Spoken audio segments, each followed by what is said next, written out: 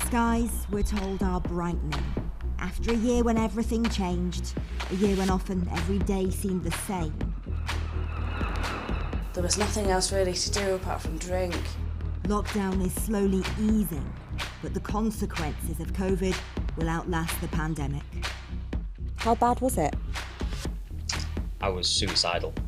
Every time I used it, just kept getting worse and worse and worse. I just couldn't stop.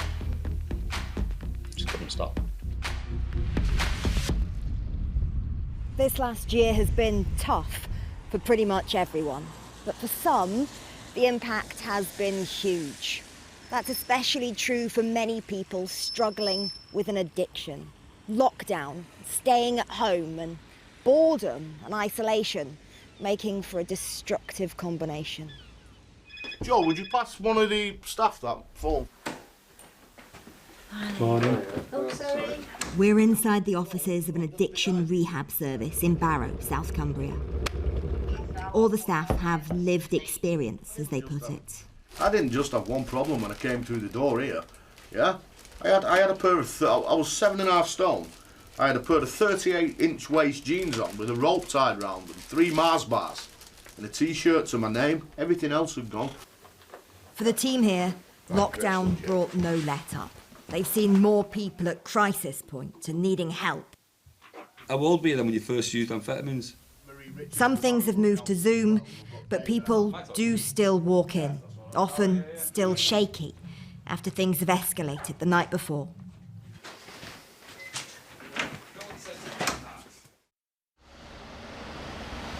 A few streets from their office in Barrow, in a house 2 doors from a pub. This is the hall. We meet Sean. He lives here with 3 others, but this isn't a house share. It's residential rehab for addicts. How do you all get on with each other? Well, Sean's a bit of a... No, I'm joking. We have a set, job list to do in the morning. Dane told me, for the first time in years, things are good. He's only 21, but has been through a lot. Ending up homeless because of my addiction. My dad having to kick me out, me making him have to do that. Tough love, you know what I mean?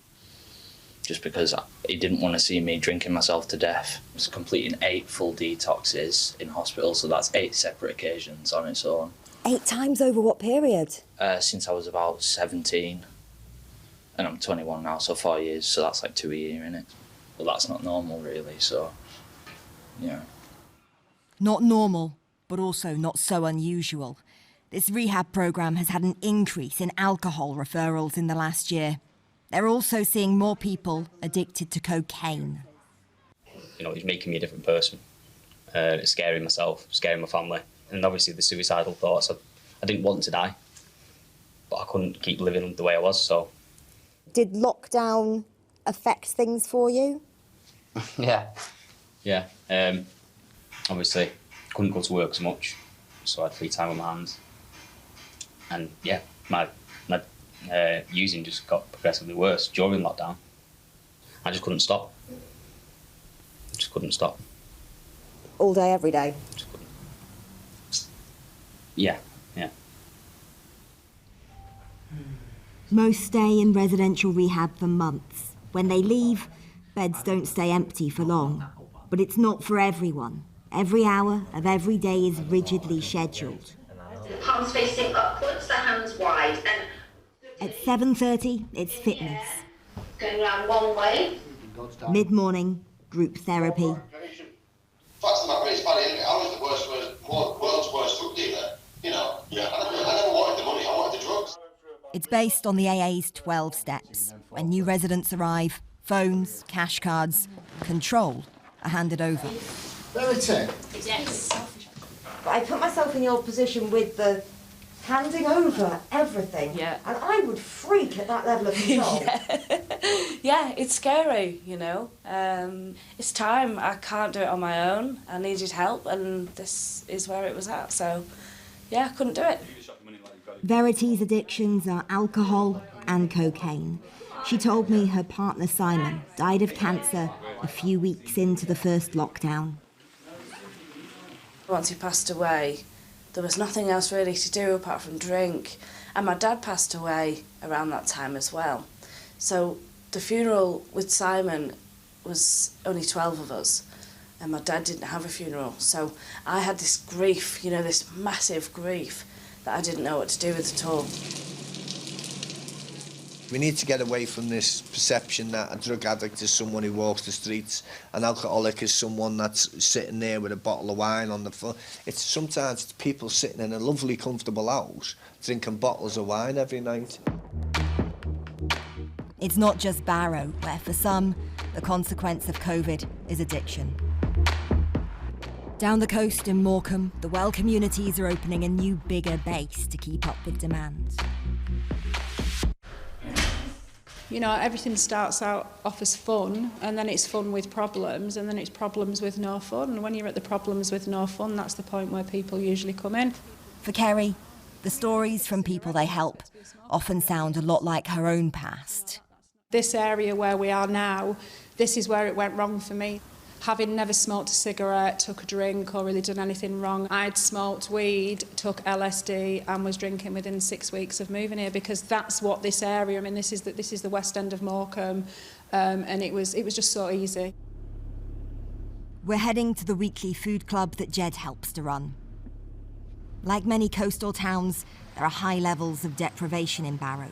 The queue, stretching down the street, is for bags of cut-price groceries. What's food got to do with substance misuse, mental health and well-being? I said, well, people are having food with us, but then they're telling us that they've got all these other difficulties as well. The same logic explains the shop on the ground floor of the Wells offices on the High Street. Behind the counter is Joe. You know, like I say, I'm working for them now, and my life's rebuilding. Things were very different for her this time last year. April, that's when I actually went in for detox. That was how bad it was, that at a point when, frankly, they were getting anyone possible out of the hospitals. You needed to be in hospital because you were so ill. I was so poorly, yeah, so poorly. I hadn't eaten for 15 days. And it really poorly. You hadn't eaten for 15 days? No. My son, he's 24. My grandson weren't in my life. How old is your grandson? He'll be 2 in June, but he's actually in my life now. He puts his arms up and says, "Nanny," and he comes to me, and that is the most amazing. I can't put that one into words because it's amazing, because maybe I wouldn't have had that. It is a story of survival and of what's possible